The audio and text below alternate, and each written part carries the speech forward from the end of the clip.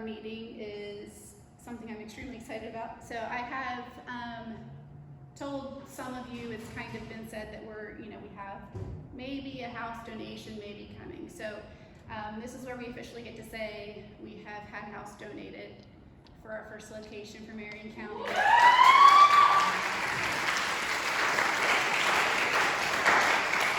So that's pretty awesome. So that's your first explanation of why we're here, because when we're done, you can see the house. It is literally across the alley right there. And so we want to say, and we'll continue to say, and we'll say it on social media, a huge thank you to Mount Pleasant Christian Church and Impact Fairfax for seeing the vision, for seeing the need, and for getting on board, and for donating the house. All the paperwork's done. We're just waiting on, I think, next week's hopefully the closing date, but we know where our next house is going to be, and it's amazing. Amazing house, and he's going to share the story of the house. Thank you, Sarah. Yeah, as she said, I'm the campus pastor here. My name is Andrew Fillmore. Campus pastor here at Impact Fairfax, and she left me 42 minutes, right? So just buckle your seatbelts here.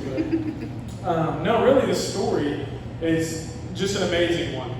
It started long before I got here, long before Mount Pleasant even came to Fairfax. It started with a church and a congregation and neighbors from here in Fairfax. And so what happened was there's this house right here. And you guys, when we're done, again, she said you're welcome to look at it, walk through, whatever. But it is, I'm trying to stay on stage here. It is a house that has kind of plagued the neighborhood for a decade or so. It's a house that there have been prostitution ring. There's been drugs. There have been just numerous things that really you don't want in your neighborhood, and you don't want as a neighbor. There have been murders in and around the house, and so it's just one of those places that as a neighbor you fear. I mean, there are neighborhood kids who said, I can't go around, my mom told me not to go around the church because it's right there by the house. And so they, neighbors other than who the congregation members who go here are aware of this house. But I know that the congregation members have been praying for this house for years before we even got here. And one of the first things that I heard when I first arrived here was from Pastor Chris, who is the pastor of Mount Pleasant, and they had already been saying that they'd been praying for this house, they knew this house, and they wanted this house. And so this is something that had been prayed for. When we got here, my wife and I, we started to pray for this house. And really, there was just one guy who owned it, but the problem was getting to that guy and hearing the story and talking to him. I'd never met him, and so one day I was in my office, and I saw a guy outside, and I was assuming that was the guy who owned the house. There were several people who kind of lived in the house and were around the house. And so I just prayed, I looked out the window and I said, God, if you want me to go talk to him, just kind of push me into it. Because when you see someone who's got a huge coat on with a hoodie and got a pickaxe in his hand, you don't necessarily think that's inviting. But so God said, hey, yeah, go ahead and go out there. So that was the first push, and I said, well, and we had already talked about this as a staff, that if the opportunity was presented to us, that we would want to buy the house. And so I said, God, I'm not going to ask if that's not something you want. If you do, if you present that opportunity, then I'll ask. And so the man's name was Aaron. He bought the house with his dad. His dad ended up dying. They were going to rehabilitate the house. They were excellent carpenters. But what happened was when his dad died, Aaron kind of fell into drugs. He was left his father's business, and what happened was he kind of ran through all that money. Now Aaron is very compassionate. He's very empathetic. And a lot of times when someone's compassionate and empathetic, they have a hard time with boundaries. And so he had allowed the wrong people to surround him. He had allowed himself to go kind of down the wrong path. And so that's kind of where this started. And so he actually had been kind of locked into a room a couple times when he was there. These are the kind of people that he's around. He allowed drugs to kind of enter in, to be sold out of there. Prostitution ring, like I said, to come in and to just kind of be prevalent in that area. I've heard from him and I've heard from neighbors that multiple people have been shot or killed, overdosed. Aaron actually overdosed a couple times, but luckily was brought back. And so this was just kind of a guy who was really just down, right? He was kind of stuck in this cycle. And so when I went out and talked to him, we ended up spending 2 hours talking. And I guess that's not normal for me. When we go out to somewhere, I'll just start talking to somebody. And we stood there for 2 hours talking about what had happened in the house, what had happened in his life. And I felt like, okay, from this point, I feel this man who is super compassionate, super empathetic. He's trying to get the help he needs. He's staying with his mom at this current time. And so I just felt like God was saying, hey, just ask him. Just ask him. And so we had talked about a number to offer. And I said, hey, if you ever want to sell the house, I feel like this is a huge burden on your life right now. And if you ever want to sell the house, then we'd be willing to. Here's my number. I gave him my number. And so we went our separate ways. And about 3 weeks later, I was working. We live right across the street here. I was working in my backyard. And I get a call. And I got a call from one of those numbers, unknown. And so you never answer that call, right? But for some reason, I just felt like I was saying, pick it up. And so I picked it up, and it was Aaron, and he said, hey, is this Andrew? I said, yeah. He said, I was just wondering if you were still wanting to buy the house. And I said, yeah, like, what are you thinking? And he quoted back to me the exact number that I never shared, that Mount Pleasant and the staff had talked about. He gave the exact number. And so I knew right there, that was God. I'd seen God start to work in this congregation, in the neighborhood, and now in a guy who is not even looking for God to show up, right? And so it's amazing just to see how God uses people who aren't even aware of him. And so I said, yeah, let's do it. And so we entered into the contract negotiations with him, went smoothly, and we ended up buying the house from him. So now Aaron, there are still a couple people living in there. So at this current time, we were working with them to kind of get the help they need. We ended up having one of them overdose and die. And so we ended up doing his funeral here. And from that, and this is just part of the story of what God has done, from that, 2 of his sisters started attending here and got baptized and now are members here. So again, God just works in crazy, amazing ways. And so that was maybe 2 years ago, I'd say, that we purchased the house from Aaron. And so throughout that time, the leadership and myself, and we were just trying to think, what can we do with the house? What would be worthy of having a house and redoing it and all those things, because it wouldn't be a cheap endeavor.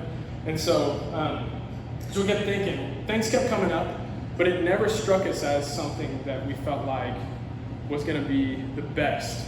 So we started to look into maybe people moving into the house, from the neighborhood or from the congregation and things like that. And those things went back and forth. And then one day, I get an email from Kim. And typically, when you get invited, like you get invited to a lot of events as a pastor, and you're just like, okay, I'm not going to go to that, I'm not going to that. But my wife and I, previous to we have a 3-month-old, but previous to that, we were looking into the foster and adoption system. And so it kind of piqued my interest, because she said something about something happening with fostering and adopting ministry in Marion County. So I said, well, you know what, maybe I'll go to this.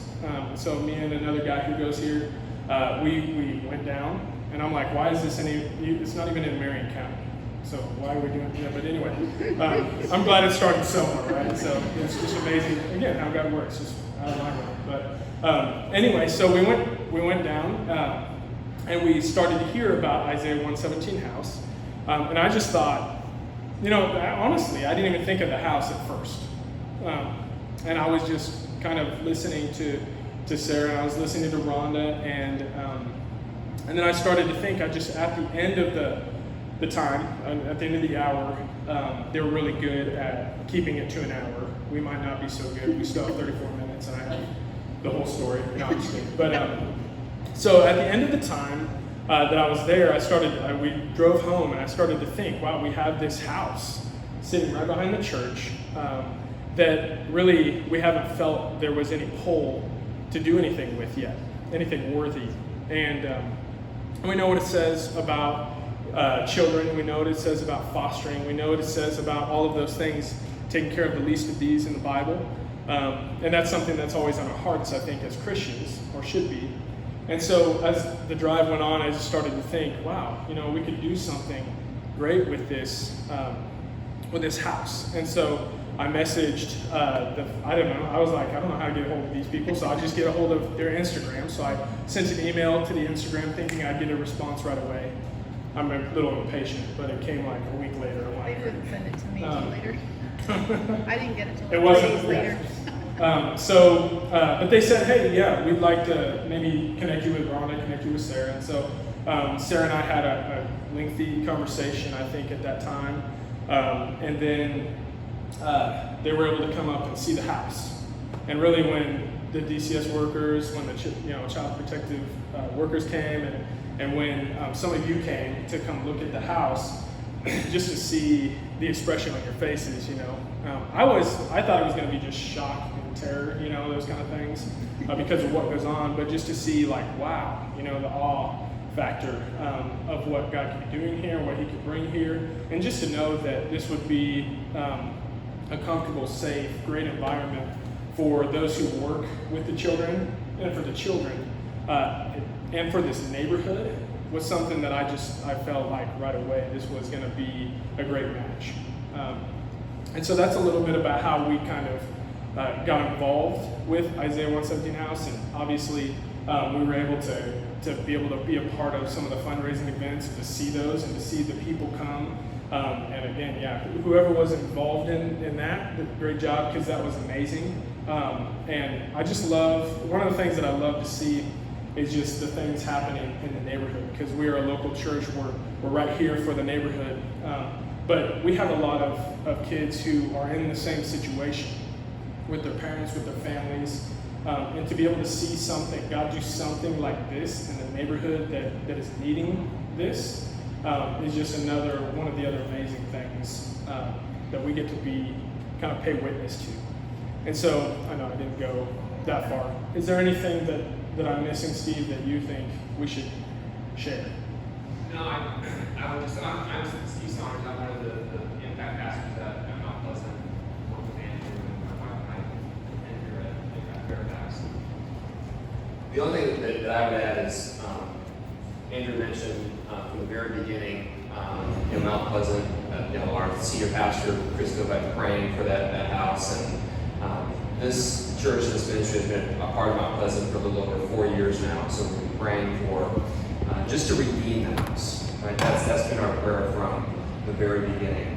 Knowing the history of the house, knowing lives that have been shattered by the events that have taken place in that house, and know that God is a God of redemption. God is a God of restoration. That's really been the basis of our prayers from the very beginning. And to see now, full circle, what this is going to mean in the lives